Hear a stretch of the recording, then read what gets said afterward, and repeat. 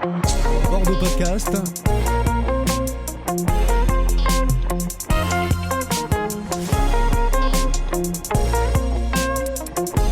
Les Apicurieuses reçoivent Pierre Urmic, une émission animée par Sandrine Lajusse. Nouveau rendez-vous pour bordeauxpodcast.com et nouvelle équipe pour cette plateforme de podcast consacrée à Bordeaux, un Bordeaux comme vous ne l'avez jamais entendu ni écouté. Les Apicurieuses, une joyeuse bande de femmes venues d'horizons divers et différents, engagées et impliquées dans la vie de la cité, vont être au cœur de l'actualité. Avec Nathalie, Sylvie, Mélusine et Fabienne, les candidats à la mairie de Bordeaux vont se mettre à table. Une série de podcasts consacrés à ces élections municipales qui auront lieu les 15 et 22 mars prochains, où vous allez découvrir ces candidats d'une manière plus personnelle et festive, puisque nous sommes installés à la Réserve, lieu désormais incontournable des soirées bordelaises, accueillis et coucounés par Fred, son irrésistible patron, et toute sa formidable équipe.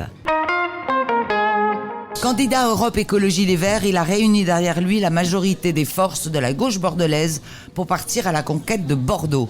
Pierre Urmic, bonsoir et merci d'avoir accepté de vous mettre à table avec les Apicurieuses. Bonsoir et merci à vous de m'avoir convié à ce moment qui a l'air de bien débuter. La suite prouvera si mon diagnostic est bon ou non. Alors les Apicurieuses, c'est une joyeuse bande de femmes installées à la Réserve, toujours formidablement accueillies par Fred le patron et toute son équipe. Autour de vous ce soir, Nathalie, Mélusine, Fabienne, des Bordelaises d'adoption, des femmes engagées et impliquées aussi bien dans leur vie professionnelle que dans leur vie privée. Et n'oublions pas Sandrine, en face de vous. Qui anime apparemment le club. Qui anime la soirée. Voilà. Donc bienvenue. Voilà, bienvenue. Alors on peut tranquille. J'ai déjà été invité par le Baricot, alors je ne sais pas si c'est l'équivalent masculin, mais pareil, c'était un club masculin qui tournait beaucoup autour du vin. Je ne sais pas si c'est... Oh non, c'est voilà. pas du tout Vous ne tournez pas autour du vin, de la dégustation un peu. De la dégustation un peu. On le déguste, oui, assez souvent. Pierre Urmic, est-ce que vous aimez vous mettre à table, au sens propre comme au sens figuré ?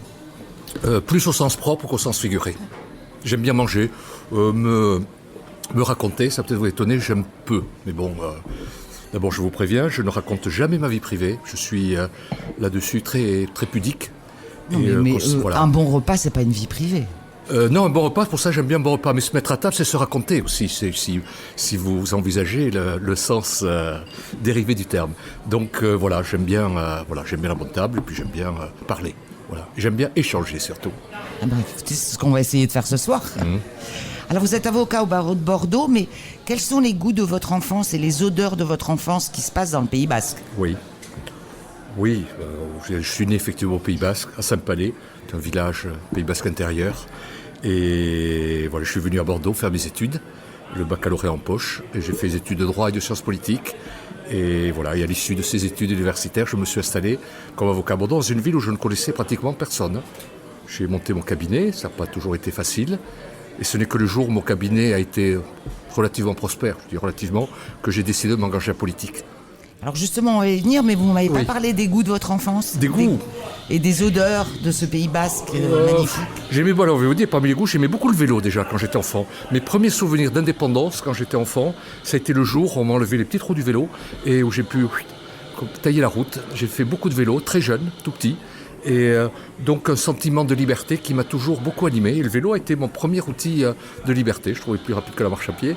Et voilà, après que des bons souvenirs d'enfance, comme de tout, surtout à la campagne, surtout à Saint-Palais, qui est un chef-lieu de canton, qui était une bourgade très agréable. Donc j'ai vécu une enfance très, très classique et heureuse. Excusez-moi, vous n'avez pas eu envie de revenir dans le Pays Basque ? Non, parce que je suis devenu, peut-être malgré moi, très urbain.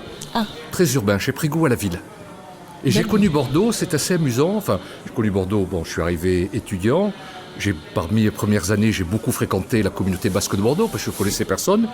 Et après, j'ai eu la chance je voulais gagner ma vie, et donc j'ai été embauché par un journal qui s'appelait La Vie de Bordeaux, qui appartenait au groupe Sud-Ouest à l'époque. Donc j'ai travaillé pour eux, et d'emblée, ils m'ont confié comme tâche de faire des articles sur tous les quartiers de Bordeaux. Donc déjà sur mon vélo à l'époque, j'ai sillonné Bordeaux, je suis allé faire un récit, l'histoire, la vie de tous les quartiers de Bordeaux. C'est comme ça que j'ai appris à connaître Bordeaux, ça m'a sorti un peu de mon club basque et j'ai appris à aimer. Maintenant, vous êtes plus bordelais que les Bordelais. Oh, plus bordelais, je sais pas, parce que j'ai Non, mes c'est racines, difficile, on me dit cela que j'ai gardé un peu un accent qui est quand même... Oui, un petit peu, oui. Non, mais je me considère pas comme plus, mais je me considère par contre comme un vrai bordelais dans la mesure où j'ai choisi. C'est un vrai choix, je suis pas né à Bordeaux, donc si je suis aujourd'hui à Bordeaux, c'est un vrai choix. J'ai choisi de vivre à Bordeaux parce que cette ville m'a plu, j'ai eu un coup de foudre pour cette ville. Vous me direz, j'en connais pas forcément beaucoup. Enfin, maintenant, j'en connais davantage. J'ai quand même voyagé, mais à l'époque, j'en connaissais peu. Et voilà, c'est un vrai choix. Voilà, c'est pas un choix de naissance, mais c'est un choix d'adoption. Quel est le déclic qui vous amène à la politique? Est-ce que c'est l'écologie qui vous amène à la politique ou la politique qui vous amène à l'écologie? C'est intéressant parce que c'est compliqué. On va dire, c'est un peu les deux. J'entends beaucoup disent c'est la fréquentation d'un grand homme qui m'a amené à la politique. Certains disent c'est Alain Juppé, je ne vise personne. D'autres disent c'est Emmanuel Macron, je ne vise personne. Mais moi, ça a été peut-être une fréquentation aussi. Ça a été la fréquentation de Jacques Ellul, que j'ai eu comme professeur pendant mes études de Sciences Po, et qui m'a converti à l'écologie. C'était l'un des précurseurs avec Ivan Illich, André Gorz. C'est l'un des précurseurs de la pensée écologiste en France, à une époque où on parlait peu d'écologie. Vraiment, c'était très marginal dans la pensée intellectuelle de l'époque, qui était essentiellement marxiste, il faut bien le dire, surtout dans le monde universitaire. Et c'est lui qui m'a converti à l'écologie. J'ai compris qu'on était à un basculement de civilisation et que la future civilisation, elle devrait être écologiste, ou elle ne serait pas, si vous me permettez cette expression. Mais donc il m'a convaincu à l'écologie, et en même temps, Jacques Ellul détestait la politique. Il avait été adjoint au maire de Bordeaux, Fernand de Guy, à la Libération. Il en gardait un très mauvais souvenir. Et il disait, si j'ai un conseil à donner aux étudiants qui sont dans la salle, c'est de jamais faire de la politique. Politique, c'est un monde, il appelle ça la politique aillerie. C'est-à-dire qu'il faut que l'écologie reste une idéologie? Pas une idéologie, pour moi c'est une sensibilité. On ne devient pas écologiste, si vous voulez, excusez-moi d'être peut-être un peu polémique, à 15 jours d'une élection, quoi. Écologiste, on l'est ou on l'est pas. C'est une culture, c'est peut-être prétentieux de dire ça, mais c'est une vraie culture, et surtout c'est une sensibilité. Et puis vous êtes vraiment, ça on le sait, oui, j'ai été assez opiniâtre, on va fidèle à dire. cet engagement, oui, y compris un moment où, sur le plan intellectuel, sur le plan électoral, ça pesait très peu. Et oui, je suis de tempérament assez opiniâtre, c'est peut-être mes racines basques, mais donc très attaché à l'écologie. Donc j'étais un disciple dissident de Jacques Ellul. Voilà, j'étais un disciple fidèle sur sa pensée, mais dissident, en ce sens que j'ai pas suivi son conseil, et je regrette pas, qui consistait à dire il faut beaucoup se méfier de la politique. Je m'en méfie beaucoup, donc j'y suis allé avec des pincettes en m'en méfiant beaucoup, mais bon, j'ai jamais renoncé, et voilà, je continue à en faire. Quand vous dites que les candidats d'un seul coup se sont appropriés l'écologie, Oui. 15 jours avant, Oui. est-ce que c'est pas aussi parce qu'aujourd'hui on parle beaucoup de ce qui se passe autour de nous, loin de nous, mais tout près de nous, la sensibilisation aussi des enfants, parce qu'aujourd'hui c'est les premiers à être les moteurs, on va dire, c'est eux qui nous alertent, qui n'arrêtent pas de nous dire papa, maman ou papi, mamie, qu'est-ce que tu fais, qu'est-ce qu'on fait, qu'est-ce que vous faites vous. Oui. Donc c'est vrai que c'est peut-être un grand élan, il y a peut-être quelque chose aussi qui est en train de nous bouleverser. Oui, mais je suis à 100% d'accord avec vous. Je pense que ça vient des enfants. Moi, après les européennes, j'ai été très marqué par beaucoup de gens de ma génération et même d'amis qui m'ont dit qu'ils avaient voté pour la première fois écologie parce que c'était leurs enfants qui les avaient amenés à l'écologie. Alors quand ils me disaient qu'ils avaient voté pour la première fois pour l'écologie, ça me fait un peu de peine, ça veut dire qu'ils n'avaient jamais voté pour moi. mais par contre, j'ai compris qu'effectivement, c'était les enfants qui les avaient tirés un peu par la manche et qui leur avaient dit non, écoute, c'est le monde de demain, il se construit aujourd'hui, donc il faut vraiment que tu votes écologiste. Donc ça vient effectivement des enfants. Alors j'espère que ces enfants, pour les élections municipales, tireront par la manche leurs parents et les amèneront voter pour un monde meilleur. Alors vous avez vu, vous le racontiez tout à l'heure, à vélo, Oui. la Bordeaux et donc son évolution. Oui. On parle aujourd'hui d'un petit Paris. Est-ce qu'on va continuer à en faire un grand bordel ? Oui, un petit Paris, c'est-à-dire une banlieue de Paris. Moi, je ne me résous pas au fait que, sous prétexte que Bordeaux est à 2 heures de Paris, par TGV, ça doit être une banlieue de Paris. C'est-à-dire qu'il faut tout bétonner, il faut faire vraiment, je ne vais pas dire Sarcelles, ça serait un peu caricatural, mais moi, je déplore que dans cette ville, ces dernières années, on a vraiment tout bétonné. Nos derniers espaces, quand vous voyez ce qui a été fait quand même au bassin Inflo, c'est la catastrophe. Ouais. Ce qui est en train de se faire à la Bastide, c'est pas mieux. Thomas Oui, Brazza, je suis d'accord. je suis allé encore, j'essaie de suivre un peu les Qui est travaux. pas date. On bétonne tout. Il faut loger de plus en plus de monde, etc. Ouais, mais c'est pas à un comme moment ça. donné, il faut peut-être réfléchir aussi. Et puis côté écologique, on peut repeindre en vert le béton. Oui, mais c'est vraiment de l'écologie de carte postale, oui. Elle existe, cette tendance écologiste-là. Mais moi, je pense qu'il faut sauver nos derniers espaces naturels. C'est un point fondamental de mon programme qui consiste à dire, nous, on va décréter le zéro artificialisation des sols. Ça veut dire qu'il faut arrêter de bétonner, de bitumer nos derniers espaces naturels, d'autant plus qu'on peut construire. On peut construire ce que des urbanistes un peu modernes appellent construire la ville sur la ville. C'est-à-dire qu'il y a des tas d'endroits qui sont déjà artificialisés, qui sont déjà bétonnés, qui sont souvent des délaissés d'anciennes emprises industrielles sur lesquels on peut construire. Donc il faut construire là-dessus. Il faut accepter aussi d'augmenter peut-être les étages des échoppes. Il faut aussi accepter peut-être dans certains endroits des immeubles plus hauts. Mais surtout, il faut arrêter de sacrifier nos derniers espaces naturels au profit, excusez-moi de le dire, au profit de la promotion immobilière. Oui, d'ailleurs, vous parlez d'urbanisme Oui. humain, Oui. et écologique. Oui, et puis d'urbanisme résilient, c'est-à-dire un urbanisme adapté aux prochains, aux urgences et aux défis que l'on aura affrontés, notamment le défi climatique. Ça suppose aussi qu'il y ait des espaces de fraîcheur en ville. On a supporté un mois de juillet difficile l'an dernier. Place Péberlan, il faisait 41,2 degrés quand même sur la place Péberlan vers le 26 juillet. C'est quand même... non, mais là, ça va pas du tout. Non, ce qui s'est passé. Donc les espaces verts, ils ont un double avantage. D'abord, les arbres, ça vous protège un peu de la chaleur. En même temps, ça capte aussi le CO2. Donc, si vous voulez, ce sont que des avantages à planter Il y des a arbres. des espaces verts quand même dans Bordeaux. Il y a de grands espaces verts. Il y a peu de petits espaces verts de proximité. Très peu. Et il y a un nombre d'espaces verts par habitant à Bordeaux, excusez-moi de ne pas les chiffres, mais ceux-là je les ai retenus parce qu'ils sont très parlants. Bordeaux, vous avez 28 mètres carrés d'espaces verts par habitant. La moyenne des villes de la même strate, c'est 48 mètres carrés. Et des villes comme Strasbourg, c'est 118 mètres carrés par habitant. Donc Bordeaux, le maire en convient d'ailleurs. Le maire en convient parfaitement en disant effectivement, il y a carence. Donc il faut repenser l'aménagement urbain de Bordeaux. Quand vous passez, là j'ai traversé la place Tourny. La place Tourny, c'est une catastrophe. Pourtant, elle vient d'être aménagée. Il n'y a pas un arbre. Mais il n'y en avait pas avant. Non, mais... Il n'y en avait pas avant. Enfin, c'était une place qui est magnifique par elle-même. Oui, il n'y en avait pas avant, mais les défis ne sont pas les mêmes. À une époque, du temps de Tourny, c'est vrai qu'on ne se souciait pas beaucoup du changement climatique. Oui, mais quand même, les gens qui habitent autour de la place, ils ne bénéficient pas trop de l'écosystème du jardin public. Je pense qu'il y a deux. Et puis quand vous vous promenez, je pense que c'est bien d'avoir un banc. Je pense qu'on aurait pu mettre des bancs. Alors le maire n'est pas con, mais c'est compliqué. Je rebondis sur la deuxième partie de la question de Sandrine, de faire de Bordeaux un petit Paris. Est-ce que vous voulez, comme à Paris, qu'il n'y ait plus que la ville soit investie exclusivement par les piétons, qu'il n'y ait plus de circulation, qu'il n'y ait plus de... voilà. Des vélos quand même. Oui, des vélos et des piétons. Et puis les automobilistes, hop, on les met je ne sais pas où. Non, alors je serais moins caricatural que ça, mais par contre, je pense qu'il faut... Oui, non. Non, je pense qu'il faut rééquilibrer les modes de déplacement. Je pense qu'actuellement et depuis longtemps, dans des villes comme Bordeaux, on a beaucoup favorisé la voiture. Plus maintenant. Non, depuis quelques années un peu moins, mais... Attendez, alors, je vais vous dire... Alors oui, moi, les c'est vélos... surtout la rocade qui est bouchée, ça devient aussi dangereux. Parce que...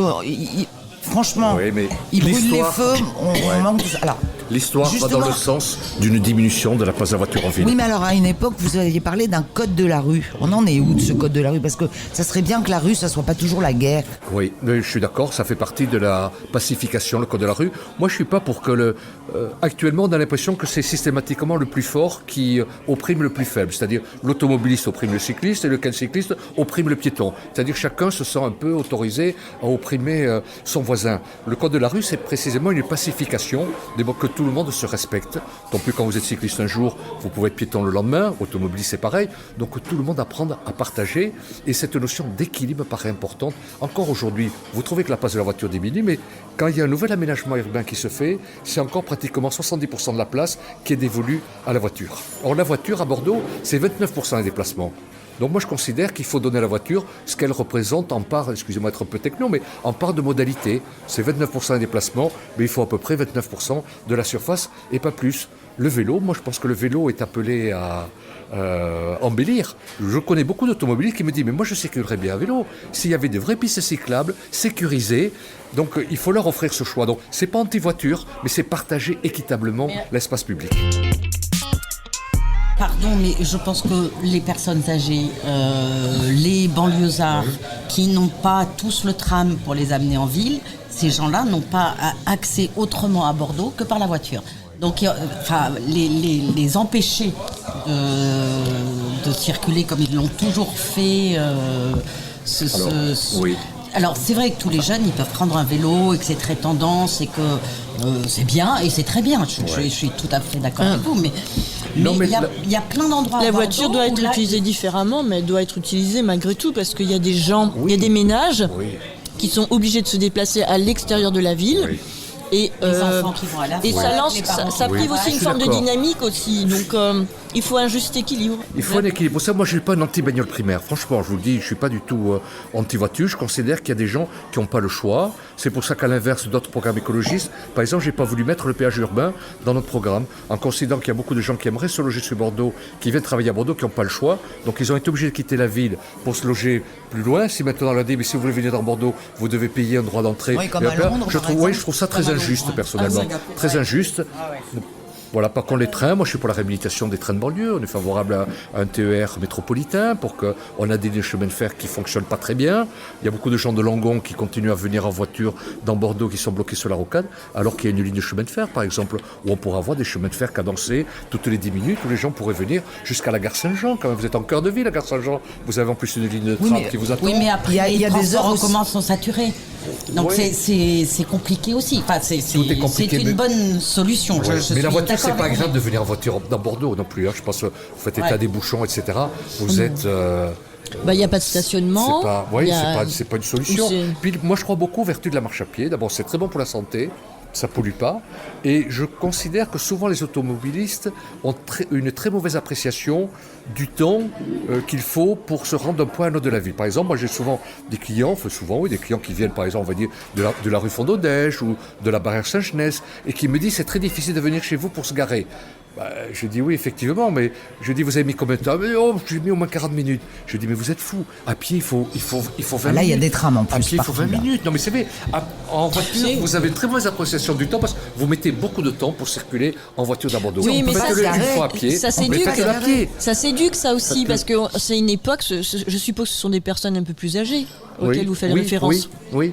Donc c'est une époque où les gens prenaient la voiture Exactement. comme qui rigolent Ouais, et qui se déplaçaient par ce biais-là. Oui. Je suis de cette génération-là. Merci Fabienne de le faire remarquer. Non, mais on ne peut pas mettre tout le monde à vélo, mais je pense que beaucoup de gens peuvent marcher à pied. Je crois beaucoup aux vertus de la marche à pied. Et Bordeaux est une petite ville, vous dites un petit Paris, mais Bordeaux est une petite ville. Hein. Vous traversez oui. Bordeaux à pied, Ouais. il ne faut pas un temps inouï, franchement. Hein. Oui, On mais est pas obligé. quelquefois, il Les pleut. Bordelais, Non, mais la moitié des trajets à Bordeaux font moins de 3 km. C'est simple, la moitié. Donc, vous ne pouvez pas me dire que là-dessus, on ne peut pas capter beaucoup de transferts vers la marche à pied. Quand même, hein. Je pense que vous adressez à une population jeune, voilà. Et moi qui suis une vieille bordelaise, pas si vieille que ça, mais une vieille bordelaise avec des habitudes, et j'ai encore mes parents qui sont très âgés, vous pouvez pas les faire marcher. Ils sont à Codéran, il y a peu de lignes de bus, etc. Donc, mais je suis foncièrement d'accord avec ce que vous dites. Mais en même temps, je pense que vous occultez une partie de la population bordelaise, les vieux Bordelais, qui ont eu l'habitude, on va faire une course en ville, on prend sa voiture et on se pose même pas la question, on prend pas le bus, on prend pas, voilà. Donc cette partie-là de la population, Ils conduisent pas beaucoup quand même. Hein. C'est peu. Personnes âgées, malheureusement, on conduit moins qu'en malheureusement, vieillissant. si. Ouais. Mais je pense qu'il faut peut-être songer aussi à un meilleur équilibre de la ville, qui est davantage de commerce de proximité. S'ils peuvent faire leurs courses dans le quartier, vos parents, s'ils ne sont pas obligés d'aller, Mais je ils pense que ça aiment les bien, arrangera. c'est leur ville. Voilà, ils ont, Oui, mais ils ont leur magasin. ils souffrent de la pollution aussi, vos parents. On est une ville très polluée, Bordeaux. On a des quartiers, la voiture, je suis désolé, ça pollue aussi. Oui, et les oui, personnes oui. âgées souffrent aussi, comme les enfants, particulièrement de la pollution. Oui, mais de Donc, créer des embouteillages, ça ne favorise pas la non, qualité mais de de l'air. diminuer non la plus. place de la voiture, oui, on respire un air plus sain quand même. Moi, je pense que, excusez-moi de le dire, d'être un peu catégorique, je pense que la diminution de la place de la voiture en ville, c'est le sens de l'histoire. Il ne faut pas le faire à la hussarde, il faut le faire progressivement, mais je pense qu'aujourd'hui, il y a beaucoup de villes. Regardez en Italie, moi je vais, c'est souvent en Italie, le nombre de villes maintenant qui ont carrément interdit l'accès des voitures en ville. C'est quand même une ville où vous circulez à pied, où vous n'êtes pas en permanence soumis au trafic automobile. Je trouve que c'est une ville qui est plus apaisée, plus agréable. Hein. Alors moi Donc, il faut j'utilise des le vélo. transports, Il faut des navettes, je pense à en vos commun, parents par exemple. gratuites. Moi je ne suis pas pour les grands bus, c'est ce qu'on appelle les BHNS, là, qui vont des îles jusqu'à... Enfin, c'est des bus immenses. Moi je suis pour des petites navettes électriques, éventuellement gratuites, mais alors, pour vos parents, Comme ce qui, c'est ce qui se fait à toi. J'essaie de me Arcachon, projeter mais aussi c'est- sur des solutions concrètes. Arcachon, c'est ce qu'ils font d'ailleurs. Oui. Et c'est bien Oui. ce qu'ils font d'ailleurs. Mais moi j'utilise le vélo. Ce qui est problématique, moi je trouve, c'est quand même le stationnement pour les vélos. Oui. Là, il y a quand même un souci. Ouais. Là j'ai trouvé, mais c'est vrai, on manque d'arceaux et ça Ah coûte oui. pas cher. Autant le stationnement voiture ça coûte cher, le stationnement vélo c'est rien. Il y a très peu de places de stationnement pour le vélo à Bordeaux. Je suis aussi bien, les vélos sont accrochés n'importe où, au Oui. panneau de signalisation, alors que des arceaux ça coûte pas cher. Oui, mais, Ça manque cruellement. Hein. oui. Pour rester dans la comparaison avec Paris, ce mini Paris, les loyers ont explosé, le prix du mètre carré aussi. Est-ce qu'on va continuer à se priver d'une population dans Bordeaux, parce que c'est ce qui va arriver un de ces jours, avec ce que ça comporte. Par exemple, à Paris, il y a des écoles qui ferment dans certains arrondissements. Est-ce que ce qui va nous arriver à nous de refouler une population hors de Bordeaux? Mais si on ne fait rien, oui, mais je pense qu'on peut faire des choses. Vous savez pourquoi à Bordeaux les prix de l'immobilier ont beaucoup augmenté aussi? Parce que par rapport au prix de Paris, c'était pas très cher. Tous les Parisiens qui sont venus arriver à Bordeaux, vous leur dites 5 500 € du mètre carré. Par rapport à Paris, c'était pas donné. excessif, mais c'était très cher par rapport aux Bordelais. Nous, on présente un certain nombre de solutions qui sont un peu techniques, notamment ça passe par ce qu'on appelle un établissement public foncier, qui consiste à dire qu'il faut que la collectivité progressivement ait un patrimoine immobilier, et que ce patrimoine immobilier, elle le mette sur le marché à des prix qui ne sont pas ceux Mais on peut actuels. réguler ça? La loi, on peut le réguler en ayant une politique un peu osée, je dirais.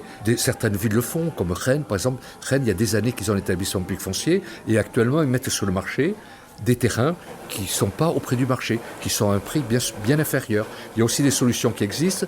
C'est ce qu'on appelle des offices fonciers solidaires, qui consistent à dire, pareil, c'est la collectivité qui met à la disposition des terrains sur lesquels vous pouvez construire une maison, vous pouvez construire un immeuble, mais vous n'êtes propriétaire que des murs. Vous n'êtes pas propriétaire du sol. Si bien que vous pouvez acquérir un immeuble à peu près 30 ou 40% de moins cher que le prix si vous devez acheter le terrain plus la construction, et vous payez un loyer correspondant à la location du sol qui est lissé sur des tas d'années et sur un prix insignifiant. Et on évite la spéculation dans la mesure où si vous décidez de vendre votre logement que vous avez payé 30 ou 40% moins cher qu'un logement classique parce que vous n'avez pas payé l'emprise, vous n'avez pas payé le sol, vous avez l'obligation de vendre en tenant compte d'un quotient d'augmentation très, très, très mesuré. Ça se fait dans certaines villes. Moi, plusieurs fois, j'ai dit à la Juppé, j'ai dit, mais vous savez, ça fonctionne bien à Rennes. Il faut le faire à Bordeaux. Et Juppé, qui était parfois agacé et même arrogant, me disait, écoutez, monsieur Hormic, si c'est si bien que ça, Rennes, vous n'avez qu'à aller habiter Rennes. Je supportais pas ce type, je trouve ce type d'argument totalement stupide. Je dis, mais j'ai autant le droit que d'autres de vivre à Bordeaux. Moi, mais voilà, il me disait, allez vivre à Rennes. Mais il y a des outils qui existent dans des villes, qui fonctionnent.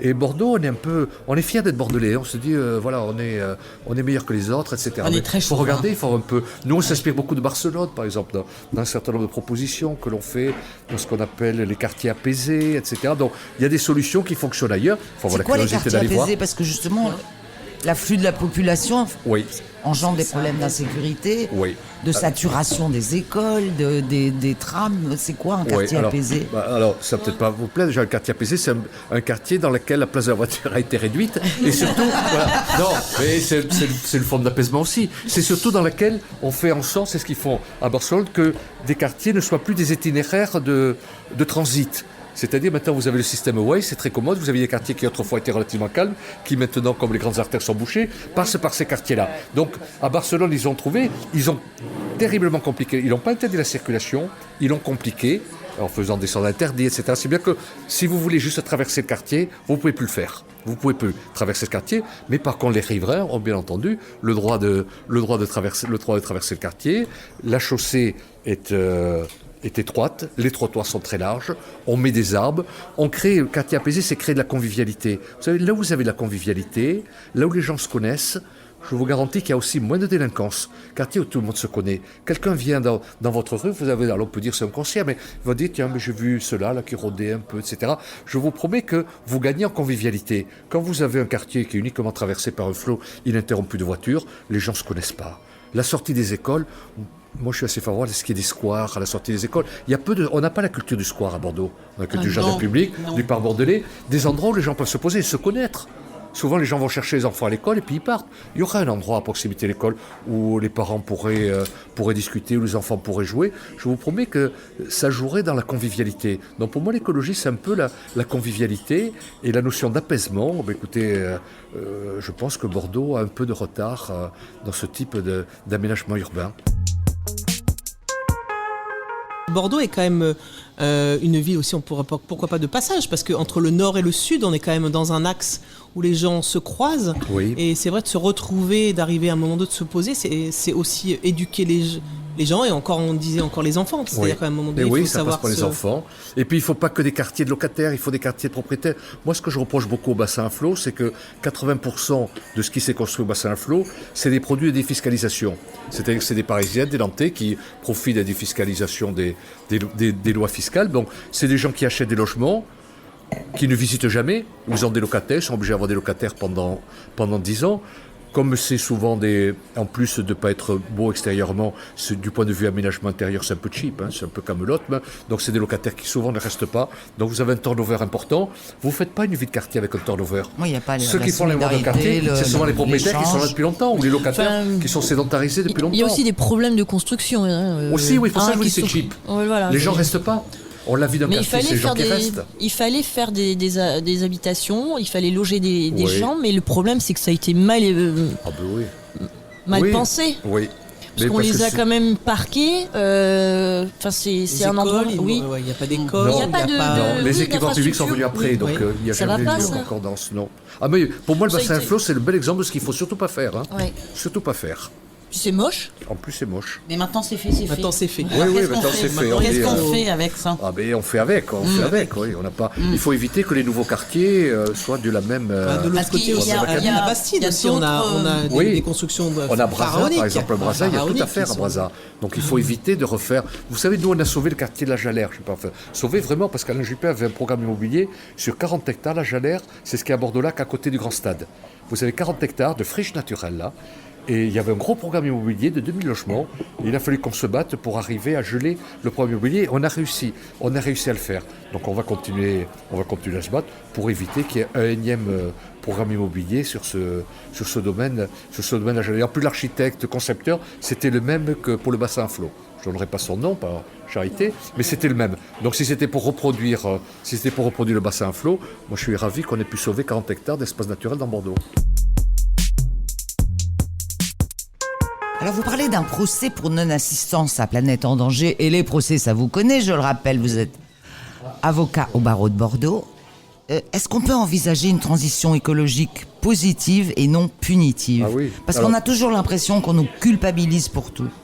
Oui, alors c'est drôle que vous fassiez allusion à la non-assistance aux personnes en danger, parce que à Planète en danger, parce qu'il se trouve que j'ai écrit un roman écolo il y a quelques années, où effectivement c'est l'histoire d'un procès où j'ai inventé des nouvelles infractions pénales et quelqu'un est mis en examen et poursuivi devant le tribunal pour non-assistance à Planète en danger, c'est-à-dire quelqu'un qui vit de façon très égoïste et considère qu'aujourd'hui vivre de façon égoïste sans se soucier de l'équilibre planétaire, c'est faire en sorte que la planète est en danger, notamment pour les générations futures. Donc voilà, c'est cette notion de non-assistance à Planète en danger, c'est purement fictif, je l'ai inventé à la faveur d'un roman qui s'appelle Les Pillards de glace, voilà, qui est un vrai roman.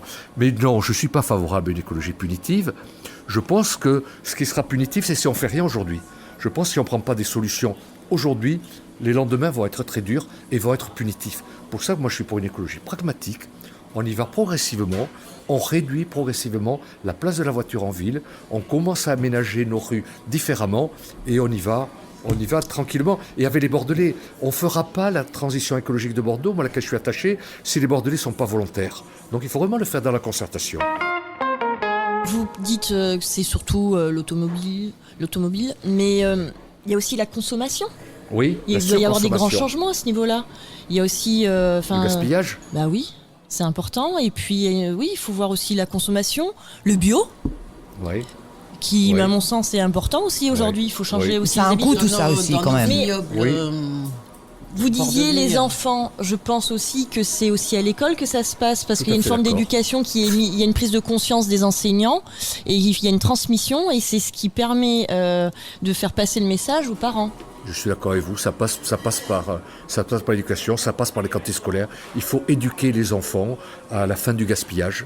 Il y a un gaspillage inouï de Oui, cuisine ça, c'est fou, dans les ça. cantines scolaires. Moi, je sais, quand j'étais enfant, ma mère, quand on finissait pas l'assiette, nous disait, mais pense un peu qu'il y a des enfants qui crèvent de faim dans le monde. Elle disait ça a l'air idiot, parce que c'est pas parce que j'allais finir l'assiette qu'ils mourraient moins de faim. Oui, mais il y a une prise de c'était une conscience. forme de culpabilisation. Et je vous promets que je finissais l'assiette. Mais il y a En une me prise de disant, conscience, j'ai parce qu'on était continué. des chanceux, Oui. Voilà, on est et des voilà. privilégiés à ce Oui, moment-là. on est riche dans des pays riches, quoi. Enfin, il faut que tous on soit conscient un peu de ça. Donc, on arrête de gaspiller. Puis cet élan aussi, maintenant c'est fini. C'est fini les années 70 où on consommait, Ouais. on pouvait On consommer à surconsommait. outrance.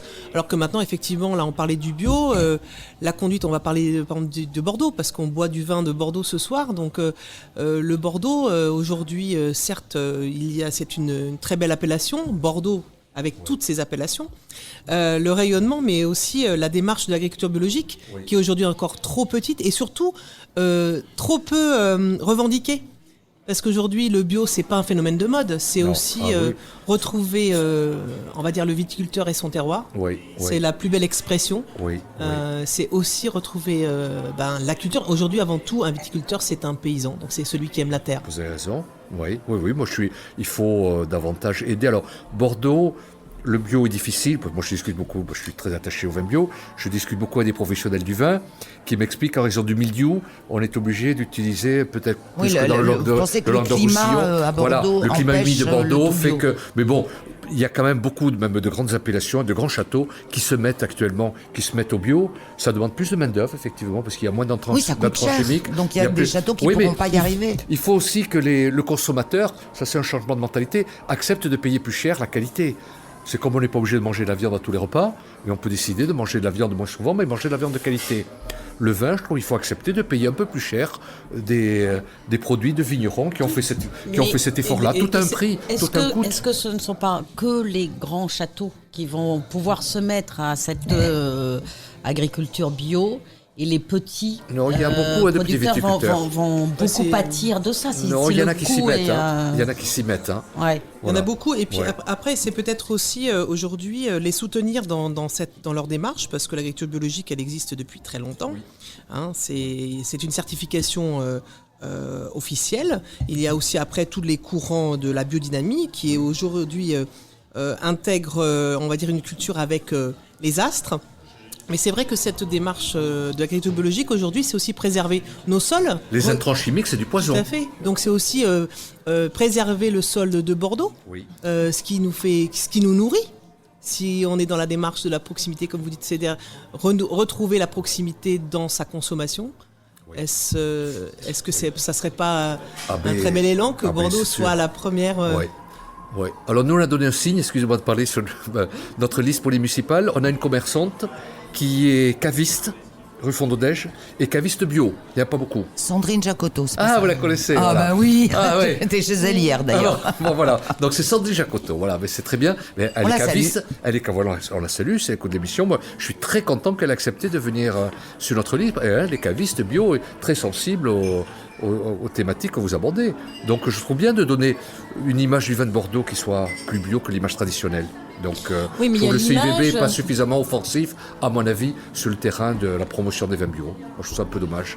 Mais on a quelque chose à faire avec le vin. Enfin, je veux dire, c'est une image, mais c'est aussi des ouvertures sur des métiers. C'est une dynamique qui... Parce qu'en fait, moi, je trouve qu'à Bordeaux, ce qui manque, c'est un peu l'industrie quand même. Enfin, il n'y a pas de grosses sociétés. Et le vin est là.